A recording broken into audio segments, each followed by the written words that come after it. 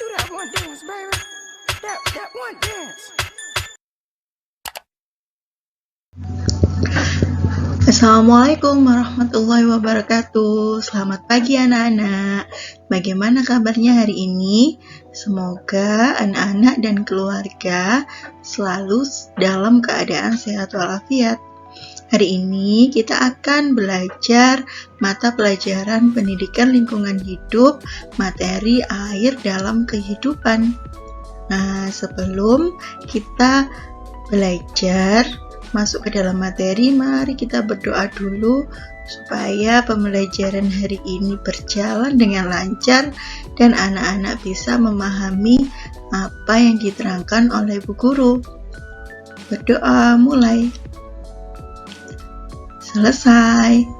Selanjutnya, anak-anak bisa menyiapkan buku tulis LKS atau BKS PLH dan perlengkapan yang anak-anak butuhkan untuk belajar. Anak-anak, di sini Bu Guru akan menerangkan ciri-ciri air bersih dan air kotor. Nah, anak-anak, sebelumnya air itu merupakan salah satu kebutuhan vital bagi kehidupan manusia. Kita memerlukan air untuk bermacam-macam keperluan. Menurut ciri-cirinya, air dibedakan menjadi dua. Yang pertama, air bersih dan air kotor. Nah, ciri-ciri dan sumber air bersih diantaranya, ciri-ciri air bersih yang pertama adalah tidak berwarna atau jernih. Yang kedua, tidak berbau. Dan yang ketiga, tidak berasa.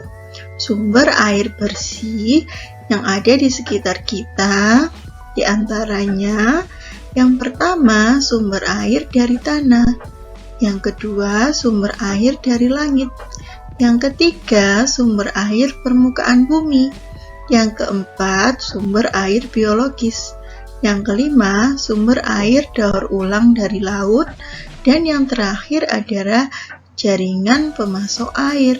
Anak-anak, macam-macam sumber air bersih yang paling sering kita temui adalah yang pertama dari air sumur.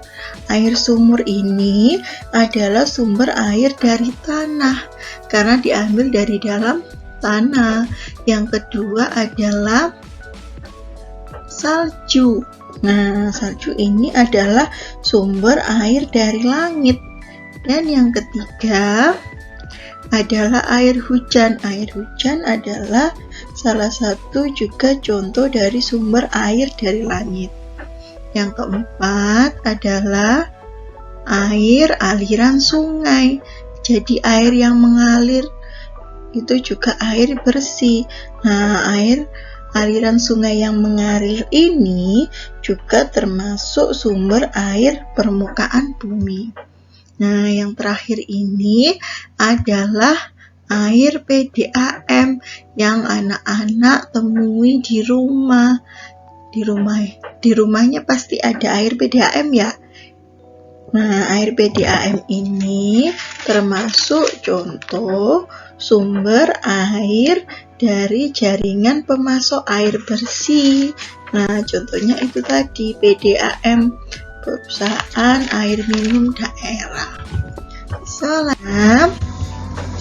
Ciri-ciri air kotor, coba dilihat gambarnya dulu, penuh dengan sampah, warnanya tidak jernih, pastinya bau. Jadi, ciri-ciri air kotor yang pertama adalah berwarna, berbau, dan berasa. Penyebab air kotor adalah diantaranya yang pertama adalah tercemar karena sampah. Jadi penyebab air kotor diantaranya tercemar karena sampah. Jadi kalau kita lihat, kalau sungai tercemar dibuangi oleh sampah, maka air yang ada di sungai itu tidak jernih lagi, kotor, warnanya keruh dan juga berbau. Selanjutnya adalah tercemar karena limbah pabrik. Biasanya air yang tercemar limbah pabrik akan berubah warna seperti pada gambar tersebut. Yang ketiga adalah tercemar karena bencana alam. Anak-anak masih ingat bencana alam tsunami yang terjadi di Aceh? Itu juga dapat menyebabkan pencemaran air. Karena apa? Karena air tawar itu bercampur dengan air laut dan tidak bisa dikonsumsi dalam jangka waktu yang lama. Ada juga akibat bencana banjir, itu juga air bersih tercemar karena tercampur dengan lumpur dan lain-lain. Selanjutnya yaitu manfaat air bagi kehidupan. Air sangat bermanfaat bagi makhluk hidup, untuk manusia, tumbuhan, dan hewan. Apa saja manfaatnya? Mari kita simak bersama-sama. Yang pertama adalah manfaat air bagi manusia. Jadi manfaat air bagi manusia sangat banyak sekali, diantaranya sebagai air minum, untuk mencuci piring, mencuci baju, mandi, memasak, sebagai irigasi di sawah, untuk pengairan sawah, dan yang terakhir untuk sarana transportasi. Tentunya sarana transportasi laut. Jadi ini air juga sangat membantu manusia dalam kehidupan sehari-hari. Ya, manfaat air bagi tumbuhan diantaranya yang pertama adalah sebagai proses atau membantu proses fotosintesis. Tahukah anak-anak, ketika proses fotosintesis, air diserap oleh akar lalu dibawa ke daun, disalurkan di daun ke daun. Jadi proses fotosintesis itu terjadi di daun. Nah, itu juga karena bantuan air. Selanjutnya, sebagai tempat hidup. Jadi tumbuhan itu ada yang hidup di air, misalnya saja teratai. Nah, lalu ada rumput laut dan ada juga eceng gondok. Manfaat air bagi hewan. Yang pertama untuk minum, yang kedua untuk berkubang dan berendam supaya kulitnya tidak kering dan tetap lembab.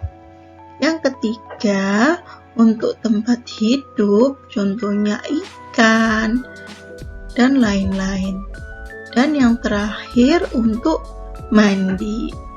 Nah, anak-anak, itu adalah pembelajaran pada pagi ini. Semoga bermanfaat untuk anak-anak. Apabila ada salah dalam ucap dan kata, Bunia minta maaf yang sebesar-besarnya. Wabillahi taufiq wal hidayah. Assalamualaikum warahmatullahi wabarakatuh. Sampai jumpa.